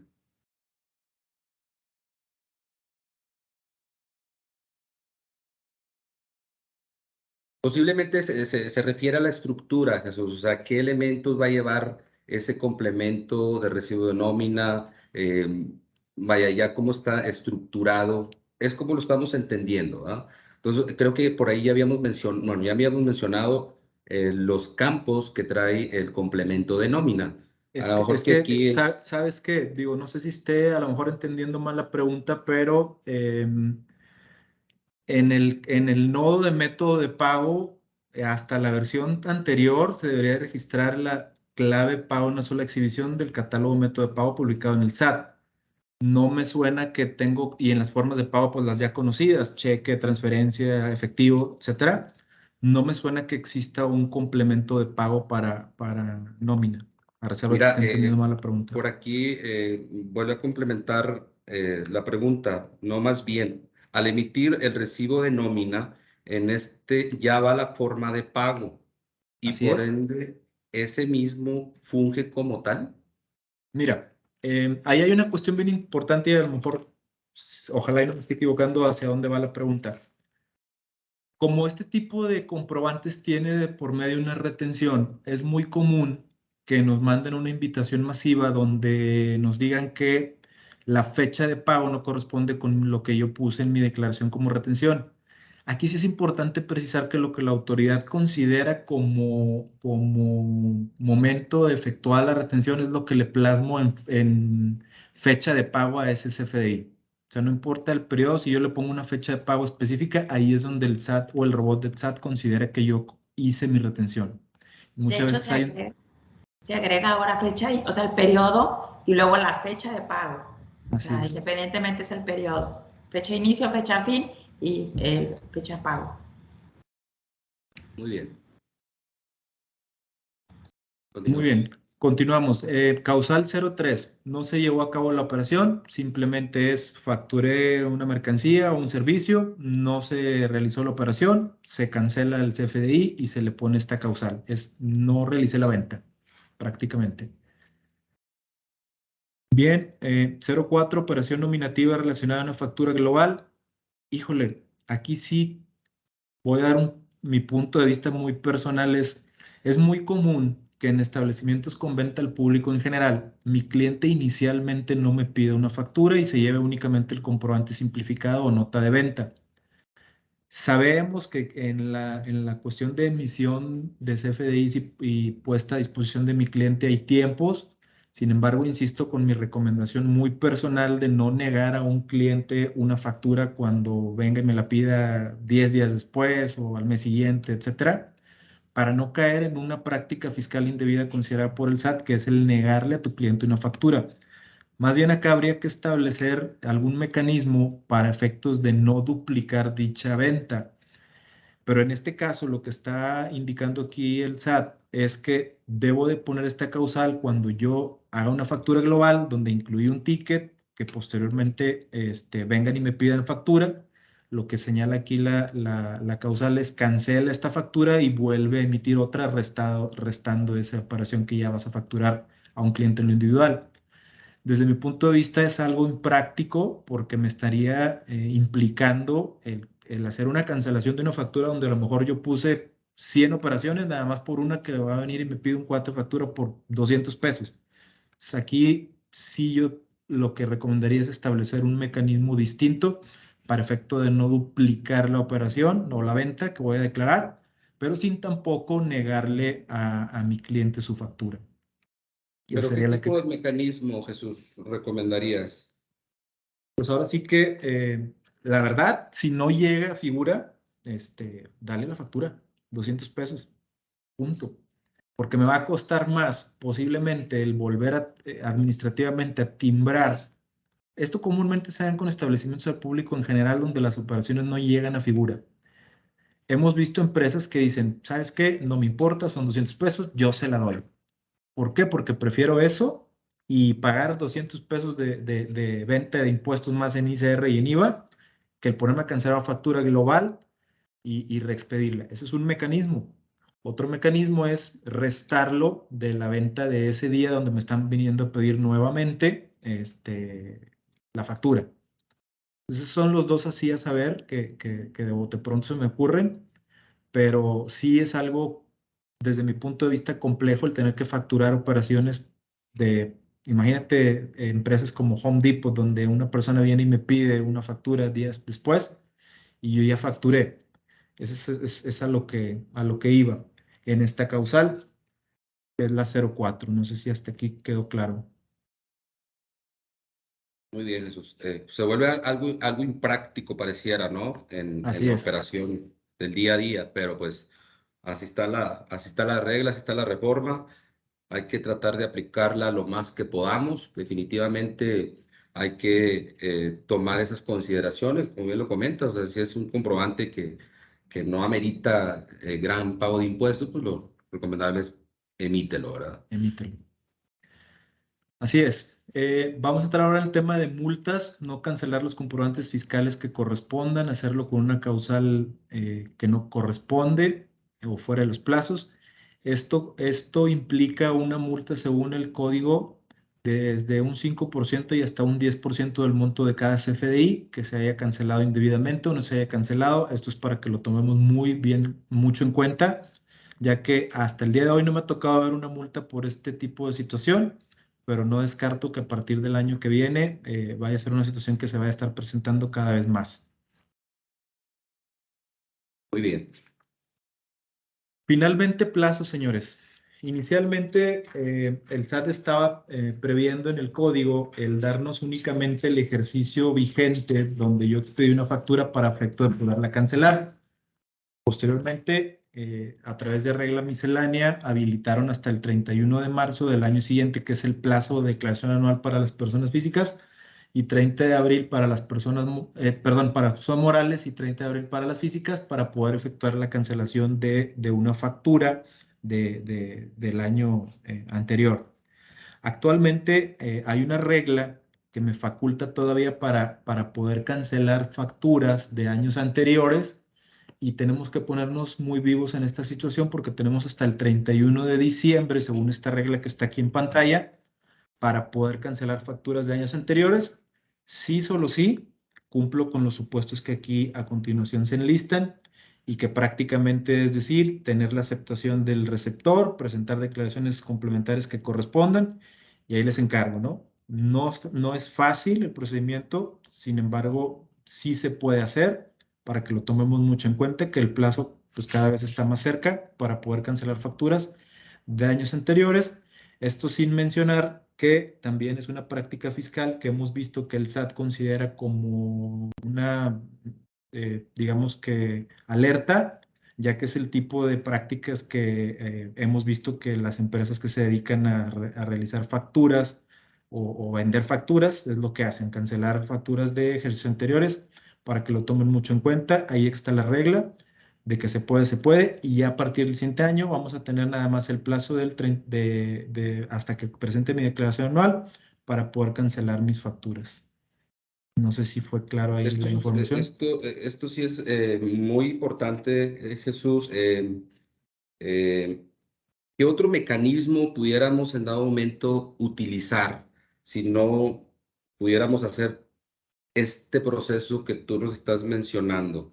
Digo, la realidad es que en la práctica nuestros clientes nos piden que les cancelemos la factura de ejercicios anteriores porque si no, no nos pagan. Sí, así Entonces, es. ¿qué recomendación podemos dar ahí? Mira, independientemente, porque luego hay una situación que ahorita yo creo que más adelante van a tocar de lo que son los descuentos de devoluciones sobre venta. Si a partir de esta reforma o este cambio en versión 4.0, yo hago la cancelación de una factura o hago una nota de crédito, que por ahí también hemos visto que es un tipo de manejo alternativo que se le da a cuando no tengo manera de cancelar una factura, sí es importante precisar que debo de contar con el soporte documental de una u otra. ¿Por qué? Porque puedo ser sujeto a una sanción en caso de que la autoridad me revise y yo no le pueda documentar de que efectivamente se trata de una cancelación de una factura, o de un descuento de devolución sobre venta, para que lo tengamos mucho en cuenta. Otro de los manejos que pudiera sugerir es pues el que te sugería ahorita con la cuestión de la factura global. Si no implica mucho la operación, pues asumir el pago doble del impuesto, todo en aras de no caer en un supuesto de sanción. Ahora sí, como en todas las decisiones de negocio, evaluar el costo-beneficio y pues irnos por ahí. Ok, pues sí, sí es un tema muy importante ese, la cancelación de facturas de ejercicios anteriores. En principio, el primer efecto pues, es la acumulación de ese ingreso doble otra vez, ahora sí en este ejercicio, si lo hacemos ahorita en 2022. Te impacta directamente el pago provisional y por ende también te va a impactar en tu coeficiente. Vamos a suponer que sí haya montos elevados, ahí sí es un poco crítica la situación y se tiene que evaluar muy bien. Creo que esos son los puntos más relevantes que pudiera traer este tipo de cancelaciones o los efectos que se pueden generar, ¿verdad? Correcto. Muy bien, hasta aquí mi participación. Cedo la palabra al compañero. Gracias, Jesús. Adelante, Gaby. Okay. Bueno, vamos a hablar ahora del tema de comercio exterior, lo que es todo el CFDI de ingreso y traslado. Okay. Aquí hacemos énfasis mencionamos principales cambios y recordemos que en el 2021 se adicionó el CFDI de ingreso y lo que es el traslado con complemento de carta aporte. Todo el tema ahí que desencadenó lo que fue carta aporte, traslado de mercancías, bienes, etc. Fue en el 2021 y ya entró en vigor a partir del 1 de enero del 2022. Ahora sí se hace de manera obligatoria. Y ahí nos mencionan que pues no podremos deducir los servicios de traslado de bienes o mercancías con un CFDI si no tiene lo que es el complemento de carta aporte. La manera en la cual podían las autoridades dar una verificación o revisar que estábamos cumpliendo, nos dijeron que eran por medio de nivel federal y que mencionamos aquí ejemplos como la Guardia Nacional, la Secretaría de Comunicaciones y Transportes y autoridades sanitarias, entre otras, que eran los que podían validar el cumplimiento, que tenían facultades para poder pedir el soporte y verificar que efectivamente se estaba realizando lo que es la carta aporte. ¿Sí? Yo creo que, digo, sí es interesante, son las autoridades que van a tener esas facultades para revisar precisamente que la mercancía sea legal. Aquí este tipo de complemento, carta aporte, pues va mucho para los, les va a pegar mucho a lo que viene siendo los que se dedican a los mercaditos, ¿verdad? Que traen por ahí mercancía fayuca, como luego dicen, y que no trae su comprobante. Entonces, si los agarra por ahí o los revisa por ahí lo que viene siendo la Guardia Nacional y no traen este tipo de comprobantes, pues obviamente se los va a confiscar, ¿verdad?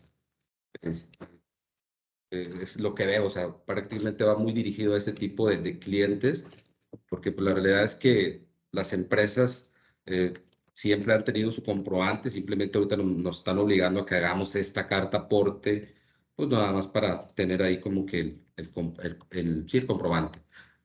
Eso es lo que veo que va muy dirigido a ese tipo de clientes.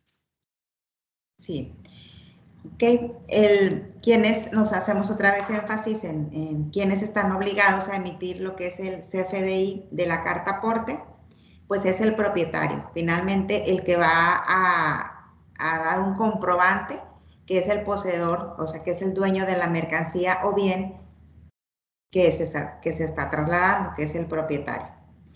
La otra figura es el intermediario o el agente de transporte, que en este caso es el que va a trasladar, el que presta su servicio para el traslado de los bienes o mercancías.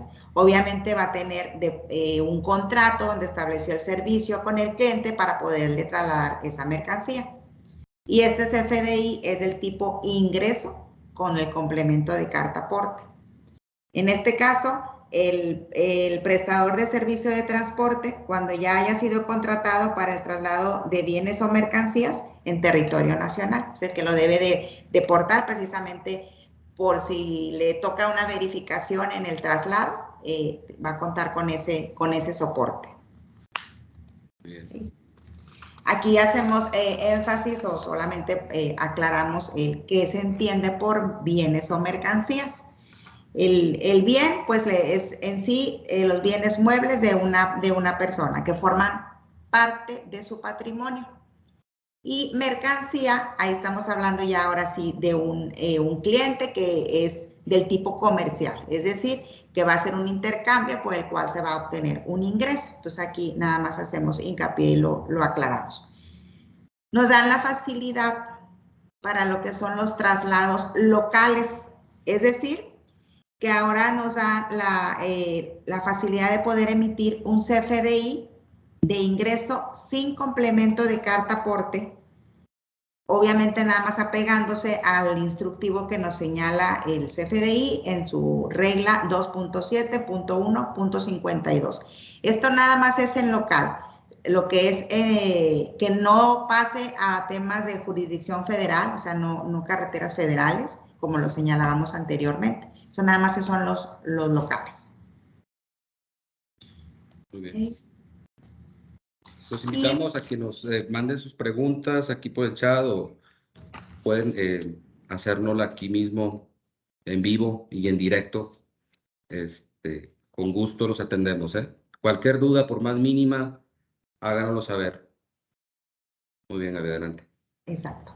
Ok, y el CFDI para el caso de exportaciones, lo que es el complemento de comercio exterior, nos señala que es solo para exportaciones definitivas, debe de señalarse lo que es régimen aduanero, como el definitivo, lo que es la clave del pedimento, ahí señalamos el A1, la fracción arancelaria de lo que son las mercancías, cuál es la mercancía, qué es lo que estamos trasladando, la cantidad de lo que vamos a exportar, cantidad de la mercancía, y el valor en dólares de la mercancía y obviamente a quién se lo estamos vendiendo. Y aquí ponemos un ejemplo. Ponemos un ejemplo en el caso de, mencionamos cuando se exportan muestras de hielera, el traslado lo está contratando el cliente. El cliente es el que va a trasladar unas muestras de hieleras, entonces ponemos aquí el CFDI de traslado con complemento de comercio exterior. Debe diferenciar que no es lo mismo que una carta aporte. Y ese CFDI de traslado es sin efectos fiscales, ya que el cliente es el dueño de esa muestra. Y ese CFDI debe de contener pues la descripción de la mercancía, la cantidad de la mercancía y debe de ir en ceros, precisamente porque es para amparar el traslado. ¿Okay? Y por último, pues ahí hacemos énfasis de lo que debe de contener el complemento, que es lo que ahorita acabo de mencionar. Muy bien, Gaby. Muchísimas gracias. Ricardo, continuamos contigo. ¿En qué momento debemos emitir esta carta aporte o CFDI de traslados?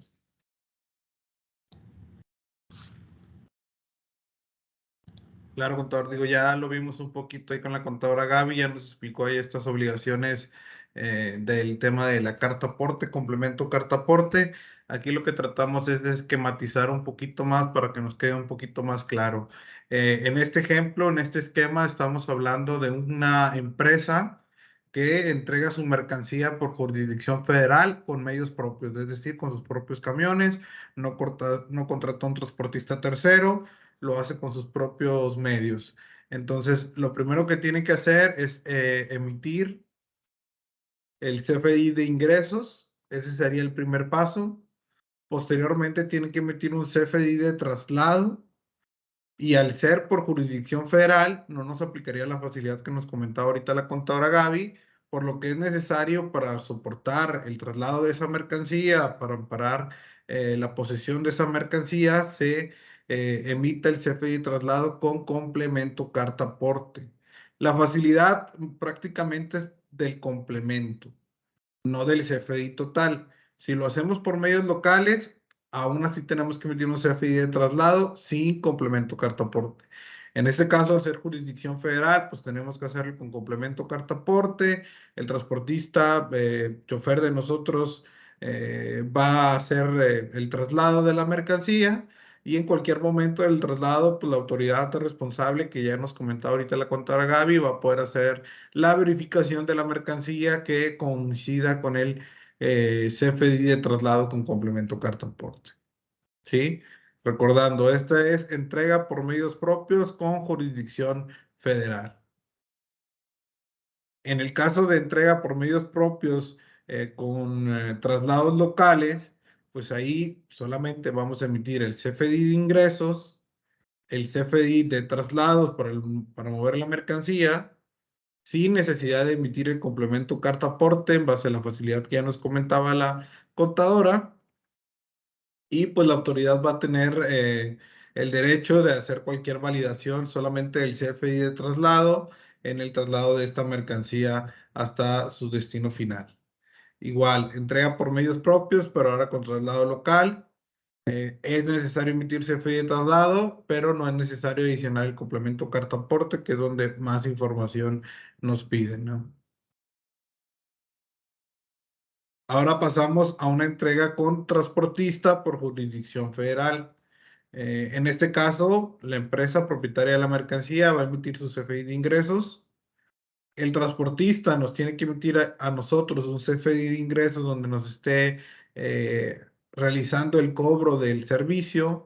Y a este mismo CFDI de ingresos es donde va a adicionar el complemento carta aporte con toda la información de la mercancía que está trasladando hasta su punto de destino final. Igual aquí, pues la autoridad va a tener el derecho de hacerle cualquier revisión al transportista. Es muy importante que el transportista nos emita el CFDI de ingresos con complemento carta aporte, ya que de lo contrario, pues no vamos a poder deducir este servicio ni acreditar el IVA correspondiente. Y en el mismo caso, al ser por un transportista, nosotros contratamos un transportista que va a hacer el traslado en medios locales sin carreteras de jurisdicción federal, pues igual nosotros emitimos el CFDI de ingresos, el transportista nos emite el CFDI de ingresos sin complemento carta aporte, ya que no está aplicando jurisdicción federal y pues va a entregar la mercancía al destino final. Muy bien, Ricardo. Adelante.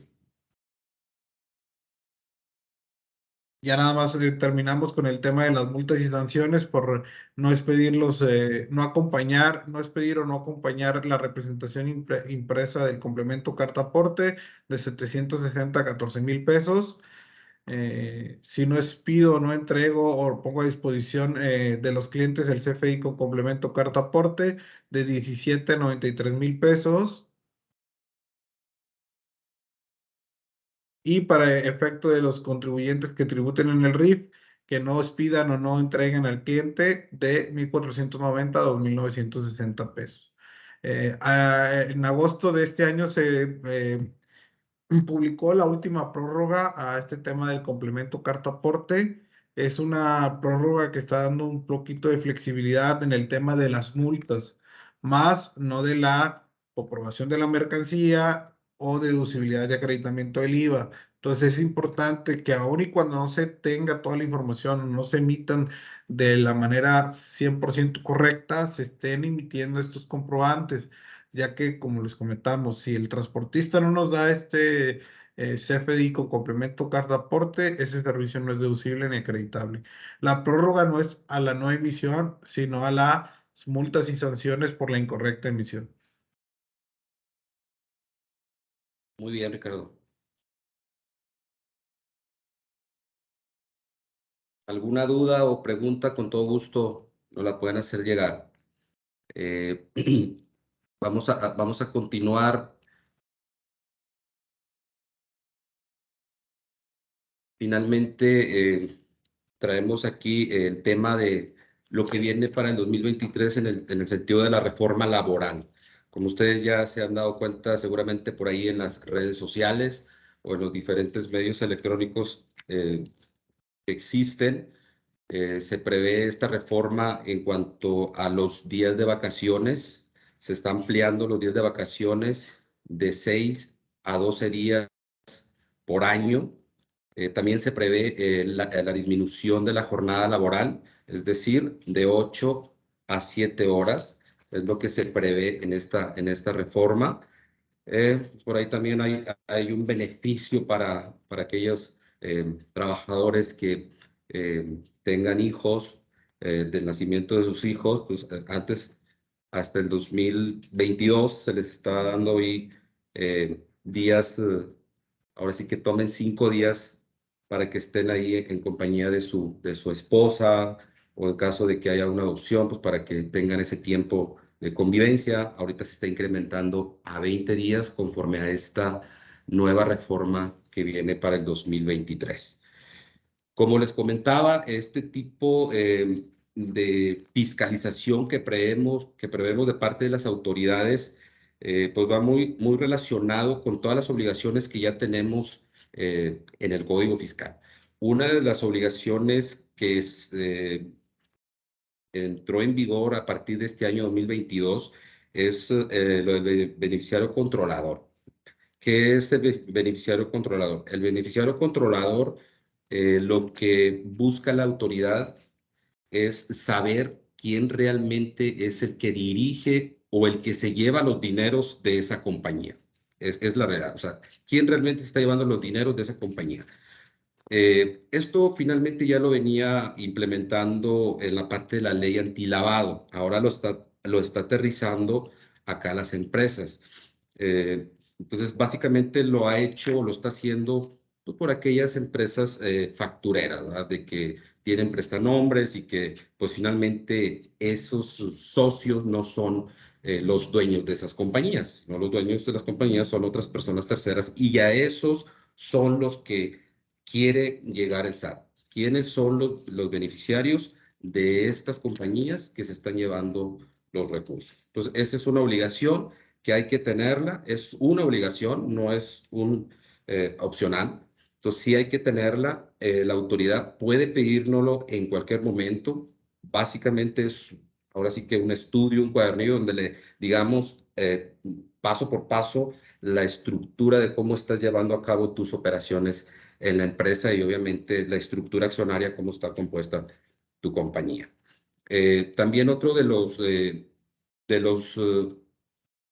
ahora sí que obligaciones que también se prevén en el Código Fiscal, cuando hacemos una capitalización de pasivos, algunas empresas por años han dejado ahí pasivos en sus cuentas de balance. Entonces luego dicen, oye, las quiero capitalizar. Sí se puede capitalizar. Lo que el código prevé para este ejercicio 2022 y el que sigue es que este tipo de capitalizaciones debe estar certificado. Es decir, debe estar certificado por un contador público que avale que efectivamente este es un pasivo correcto, que es un pasivo que es real, que no es algo inventado. Y por eso está pidiendo aquí el aval de un contador certificado. Entonces, para aquellas empresas que quieran hacer un tipo de capitalización de estos pasivos, es muy importante que tomen en cuenta esto para que no les vayan a dar reversa a esa capitalización. Aquí también les quiero mostrar cómo quedaría ya el tema de la tabla de vacaciones, ¿verdad? Pues finalmente se va incrementando por año. Primer año, como les comentaba, pasa a 12, el segundo 14, el tercero a 16, el cuarto a 18, y ya posteriormente se agregan dos días cada año que va pasando. Entonces, eso es lo que se espera de esta reforma. También creemos que pudiera venir la reforma en cuanto a las herencias. La realidad es que actualmente hay varios países que ya lo están aplicando. Entonces, creo que el presidente por ahí se pudiera agarrar de que como parte de la OCDE, a México forma parte de la OCDE, entonces pudiera como que agarrar ese argumento para decir, ciertos países también lo están aplicando, nosotros por qué no, etcétera. Entonces, híjole, hay que cuidarnos mucho en ese tema y la recomendación es empecemos a hacer ahora sí que una planeación patrimonial para ir cuidando el tema de las herencias. Eso es muy importante que lo vayan visualizando y lo vayan contemplando a partir del próximo año para que cuidemos el tema y no haya un impuesto gravoso el día de mañana que llegase a suceder esta reforma. Por ahí tenemos una pregunta. Alguien levantó la mano. Alain, ¿le puedes abrir el micrófono, por favor? Listo, contador. Adelante con la pregunta.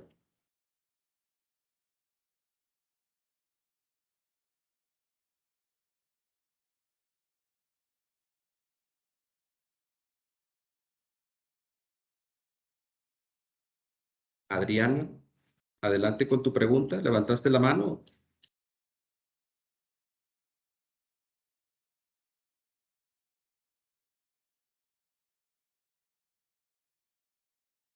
Bueno. Adriana, sí, ¿estás ahí o...? Ya lo escribió también aquí en el chat, Lucio. Lo está escribiendo. Muy bien. Bueno, finalmente, como conclusión, quisiera hacer énfasis en que en caso de que todavía no apliquen la nueva versión 4.0, les recomendamos que ya la vayan aplicando. Sé que ahorita es un periodo de convivencia, pero sí es importante que ya lo vayan haciendo para ir visualizando esos posibles errores que van surgiendo el día a día. Creo que hay tiempo todavía. No se esperen hasta el día 1 de enero a querer implementar esta nueva versión en sus sistemas. Empiecen a implementarlo lo antes posible. Creo que todavía nos queda un mes de prueba que pudiera ahí haber algún tipo de errores o con nuestros sistemas, que algunas de las veces ha sido muy problemático. Es otro tema en cuanto a conclusión. Les invitamos a que sigan utilizando mucho la tecnología, las herramientas que les puedan ayudar a optimizar la parte administrativa y por ende la parte fiscal. La autoridad ahorita, la realidad es que está fiscalizando en base a la tecnología. Y si nosotros nos quedamos atrás como contribuyentes, la realidad es que no vamos a poder estar atendiendo todas esas invitaciones de parte de la autoridad por inconsistencia. Y mucho es en relación a su control interno, que es otro de los puntos importantísimos que creo que debemos de empezar a reforzar para este ejercicio 2023. El control interno va a ser básico de aquí en adelante. ¿Por qué básico? La autoridad lo que busca es evidencia de cada una de las operaciones. Si no tenemos evidencia, la autoridad, ahora sí que en cualquier momento no nos va a creer X operación y por ende nos va a echar hacia atrás esa deducción. Por eso es bien importante que refuerce su control interno, dejen todo mapeado, dejen todo documentado, porque esa va a ser la prueba de cómo soportarle a la autoridad, cómo hicimos esta operación, qué personal estuvo involucrado, qué tipo de órdenes de compra utilizamos, por qué medio contactamos al cliente, por qué medio contactamos al proveedor. Todo eso lo estamos viviendo ahorita, pero sí creemos que para el próximo año esto va a ser crucial para que no nos quieran tumbar estas deducciones. Fortalecer el control interno es básico de aquí en adelante por el tema de materialidad. Otra como conclusión es, estén muy atentos a sus correos, a su buzón tributario. Sé que de nuestra parte como despacho estamos también ahí al pendiente, pero sí es muy importante que también apoyen ustedes en ese tema, de estar muy atentos con su correo, con el buzón, para que no vaya a haber alguna multa. Finalmente, lo que les comentaba hace un momento, es importante empezar a hacer una planeación patrimonial para evitar en dado momento un pago de impuestos en relación, si se llega a dar una reforma en cuanto a las herencias. Entonces, es importante que ya se vaya visualizando este tipo de planeación para ahora sí que no nos salga gravoso. Gaby, Jesús, Ricardo, ¿algún comentario final recomendación para este cierre Sí, 2022? ahí estoy observando que hay varias preguntas. De que si está aprobado lo de la reducción de jornada laboral, que si es un hecho que será parte de los cambios para 2023. A reserva de que me corrijan, pero esta iniciativa fue remitida a la Cámara de Diputados, quien dará su revisión del dictamen. Es O sea, correcto. todavía no es un Todavía hecho. no es un hecho, pero más seguro que sí. Más seguro que sí. Estoy de Recuerden acuerdo. que la cuarta tiene mayoría, entonces esto va sí o sí. Aparte es un compromiso que México tiene como parte de la OCDE. Entonces, no es tanto que venga del gobierno, no es eso. Es un compromiso que México ha adquirido el pertenecer a la OCDE. Y haciendo la comparativa con los demás países, definitivamente estamos muy por debajo en relación a estos cambios que está proponiendo ahorita la reforma laboral. Pero no es una palomita de la cuarta T. Muy bien.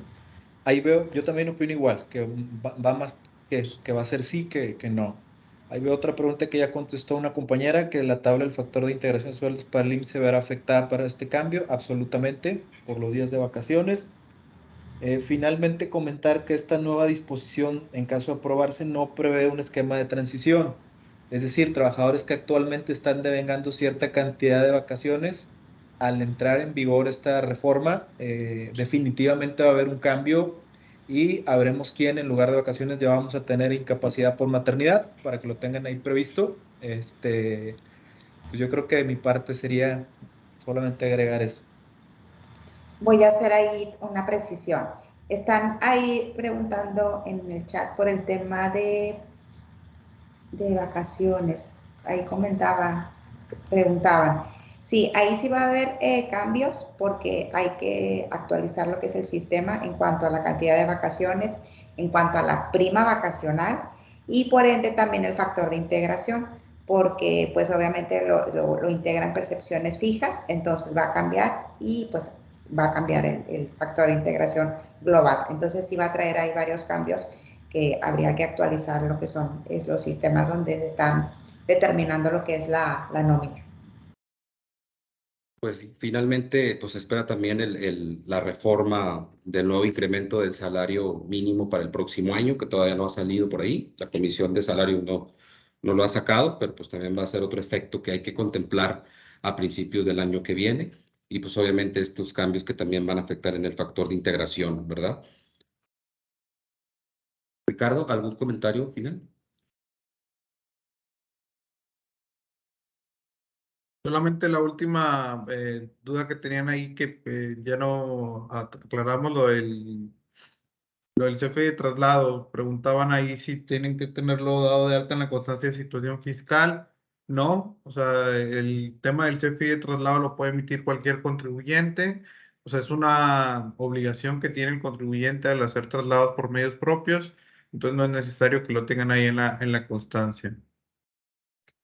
Pues también nada más recalcar ahí un poquito lo que comentaba Contador en el tema de la tecnología.